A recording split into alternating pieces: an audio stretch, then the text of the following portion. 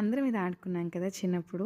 Playing కార్డ్స్తో ఇట్లా houses కట్టుకునేవాళ్ళం. ఇప్పుడైతే యూనికార్డ్స్తో కట్టుకుంటున్నాం మేము ఇక్కడ. మనం ఈ కార్డ్స్ని బిల్డ్ చేయడానికే ఫ్యాన్ ఆఫ్ చేసి చాలా జాగ్రత్తగా సెక్యూర్గా కడుతుంటే కూడా పడిపోతాయి. అలానే ప్రకృతి మన మీద పడితే కూడా ఎలా ఉంటుంది రిఫ్లెక్షన్, ఎన్ని కోట్లు పెట్టి కొన్నా, ఎంతెంత వాల్యుబుల్ థింగ్స్ మనం అందులో పెట్టినా ప్రకృతికి కోపం వస్తే నేచర్ నుంచి మనం ఏం తప్పించుకోలేము. ఐదర్ డబ్బున్న వాళ్ళు అవ్వచ్చు, పూర్ పీపుల్ అవ్వచ్చు, ఎవరిదైనా ఒకేలా ట్రీట్ చేస్తుంది కదా నేచర్. నాకు అదే అనిపించింది.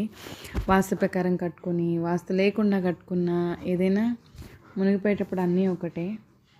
ఏదైనా విజయవాడ అయితే చాలా చాలా లాస్ అయ్యారు చాలా పీపుల్. తొందరలో అంతా రికవర్ అవ్వాలి, అంతా బాగుండాలని దేవుణ్ణి కోరుకుంటున్నాను.